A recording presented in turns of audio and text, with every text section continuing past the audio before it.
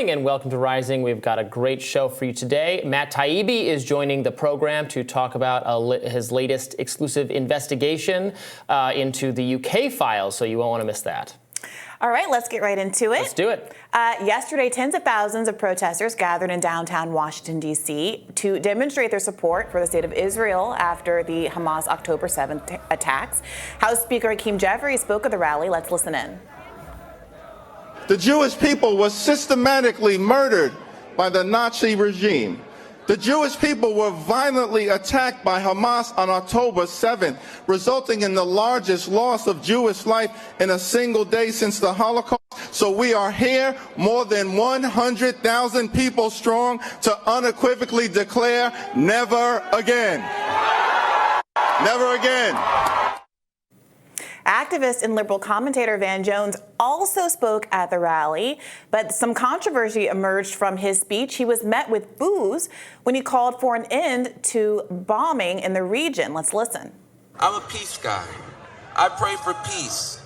No more rockets from Gaza and no more bombs falling down on the people of Gaza. God protect the children. God protect children. Let's end all the horror and all the heartbreak in the Holy Land. Let's end all of it. Let's end all of it. But I'll be honest in closing. When I think about what's happening over there, I don't feel powerful to do something about what's happening over there. What I do feel powerful is to maybe do something about what's happening here.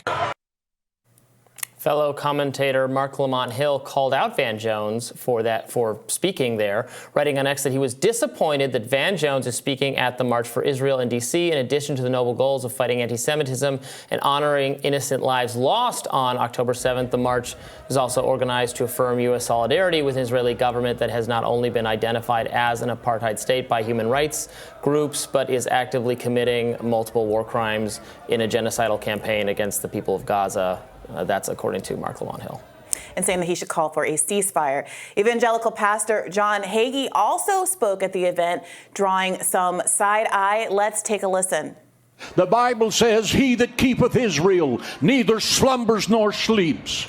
To those who seek to justify the slaughter of Israelis by demonizing the Jewish state, Israel is not merely a state. When millions of Zionists mention Israel, they don't just mean the only freedom-loving democracy. Israel is this and more. Israel is the apple of God's eye. Israel is the shining city on the hill. Israel says, God says of Israel, Israel is my firstborn son. So John Hagee being invited was considered to be controversial because he has a history of making some statements that made him so, shall we say, distasteful even to mainstream Republicans that John McCain decided to decline his endorsement back in 2008. An example of the kind of statement that he said that brought so much controversy. This is from the New Republic. He previously claimed that Hitler came from a lineage of accursed, genocidally murderous half-breed Jews, and suggested that it was Jews' quote disobedience toward God that led to their persecution. He also once blamed Jews for the Holocaust, et cetera, et cetera. So there was this question of, he obviously, like a lot of evangelicals, and is invested in Jewish people being in Israel because of the implications scripturally for the coming of Christ in the Christian tradition, but that doesn't always go along with an actual empathy or an investment in the well-being of Jewish people as a people and human beings. I've literally never heard of him before. Sounds like quite a character. I don't know what the crowd reaction was to him. What we were showing when he was speaking there, they didn't seem particularly moved by what he was saying, but What do I know? I mean, I think the question is, given how much controversy there's been around events like, say, the anti-war rally that happened in the spring, or the fact that RFK Jr. was there, got a lot of criticism from the mainstream press, the fact that a number of other people who have had some personal accusations made against them in the past got a lot of negative attention from the mainstream press. Tulsi Gabbard's presence there got a lot of attention from the mainstream press. And this person is much more radical and out there in his views, specifically about what we're talking about here, which is the safety of Jewish people. I'd say Tulsi Gabbard or RFK Jr. in terms of saying something that's so explicitly, frankly, anti-Semitic at a rally that's pro-Israel. There was a hypocrisy there that people were reading into it. Like, for example, can you imagine if a Louis Farrakhan figure were speaking at a pro-war rally, how many progressives would be asked to justify all of his past remarks, some of which were anti-Semitic? The same doesn't seem to be happening here. And there were a number of senators, obviously, and representatives who were speaking at this, the new Speaker of the House, Mike Johnson, Hakeem Jeffries, as we saw, and others sharing the stage with this man doesn't seem to have gotten much pushback from the mainstream press at all. Yeah, I've never heard of him before. Maybe they haven't either, but seems like not the right person to be speaking at the anti-Semitism rally. Yeah, I mean, so the other part of moment of controversy that arose was around the Van Jones speech. It was interesting. We cut it off a little bit short, but you can hear at the end there they started a chant of no ceasefire after he said the remarks that we played about wanting all of the violence to stop. And this is again why some people who are on the pro-Palestinian humanitarian side of things who are calling for a ceasefire have these concerns. I think Mark Lamont Hill put it really nicely. Of course, a protest to honor those people who were killed violently on October 7th is a wonderful, morally upright, upstanding thing to do. But what kind of protest is it, in fact, if when someone says something like, I want the violence to stop, you get a chant of no ceasefire now, no ceasefire now? Is it a pro-war rally? Well, what is Mark Lamont Hill saying, though, that Van Jones shouldn't have spoke there? He said what he believed, and it doesn't sound like you really object to what he said, so what's the issue? I think the issue is that Van Jones, I think from the perspective of someone like Mark Lamont Hill, and given that Van Jones does have a history of more left advocacy than he's been engaging with in the more recent part of his life, that he should have known better about what that crowd was about politically, and it shouldn't have been expected. We should never speak to crowds we disagree with? No, I applaud him from going up there and saying that... I wouldn't have spoken to that crowd because I'm ideologically opposed to not the honoring of the victims aspect of it, but the not wanting to have a ceasefire and to continue raining bombs down on an occupied population that's 50% children. Well, and he spoke to them and said he disagreed with them on that. But no, if you read all of Mark's comment, he's actually very clear. It's a lengthy and I think very well-crafted comment where he is so gracious about what good faith motive some people in the crowd might have. But at the end of the day, it's a rally opposing the idea of a ceasefire and advocating for continued Israeli impunity as there's a siege on Gaza. And his critique, you can disagree with him. You obviously don't share Mark Lamont Hill's values. I don't. And Mark Lamont Hill doesn't share Van Jones's values. And so he articulated that. And the value that he doesn't share is that he actually very much wants there to be a ceasefire and an end to the violence in the region. But that's what Van Jones said. I think Van Jones was very naive to think that he could say an oblique statement like, we need to stop the violence. He didn't specifically call for a ceasefire. He said, we need to stop the violence. And I think the crowd was right to read into that. Well, of course, that means stopping a ceasefire. But Van Jones, I think the critique is he's deeply naive to not understand that that's what this meeting, what this protest was all about. I know, but what I'm saying is, isn't it praiseworthy to go to an event, to speak to a crowd, and to advocate something that you think is correct, even though they may not be on board with it? I don't think so.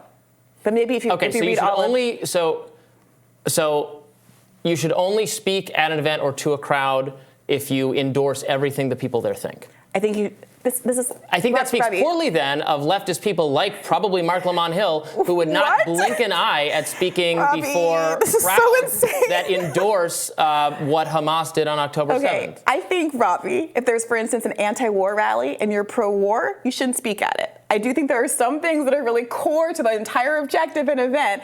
If you are... Should you not speak at a rally with activists who, again, endorse the terrorist attacks on October 7th? No. As the National Students for Justice in Palestine do? Well, if you really want to get into it, Robby, I think there are people who very much endorse a internationally law-sanctioned resistance against the armed forces of Israel. Absolutely. I think that's fine to speak at people who support internationally law-sanctioned armed resistance against Israel. That's a different thing than the, 600-odd people who are purely civilians who were killed on October 7th. This is not a distinction that these activists made. Well, first of all, you can't just say these activists and paint with a broad brush. Specifically, no, I read their document. No, you have to specifically say X, Y, Z. I know you're very concerned with college kids and what they're doing right now. Well, because we're talking about a protest rally. Right, I'm talking about this protest rally. So I did also want to talk about some of the signage, since we want to talk about all of these bad actors at the left-leaning protest rally. There were a number of signs that could be very clearly argued are genocidal in nature at the pro-Israel rally. You can see here one that says, bomb the SHIT out of Hamas. What's genocidal about that? Well, let me read the rest of the signs, and maybe you'll agree, Robby, if you could just be patient. One says, civilians who praise the slaughter of Jews are not innocent. Again, this rhetoric of collective punishment that everybody in Gaza is a worthy target. Many Gazan children are, sorry, I'm having a little bit of trouble reading it, but I think it says many Gazan children on the bottom left. I'm sorry, I'm trying to pull it up so I can see it on my screen. Many Gazan children are, you were saying your eyesight is better than mine Our Hamas civilians in training. Our Hamas civilians in training. Yeah. I think there was one more, let Israel finish the job. I don't know, Robby, what do you think it means to finish the job? I don't have, any support for the killings of civilians in Gaza or Israel or anyone else, so I think it'd be helpful for everyone to tone down their rhetoric. I don't think signs that specifically call on Hamas to be destroyed are particularly objectionable. But those signs were saying that the children are Hamas, that civilians are targets, and that Israel should finish the job. The first one was just about Hamas, but the one about children is pretty objective. I don't need to defend them. They shouldn't raise those signs. Yeah, but what do you make of the kind of the difference in temperature when it comes to public pushback? I mean, you had literal, again, sitting Congress members attending this rally. There were signs like this. There were speeches that were made by people who were known to be so objectionable that even John McCain wouldn't accept their endorsement. And again, we had Rashida Tlaib censored. We've had any number of, college student groups shut down. We'll talk about this in another segment, Kathy Hochul announcing a pogrom of sorts against these pro-Palestinian advocates in the collegiate environment.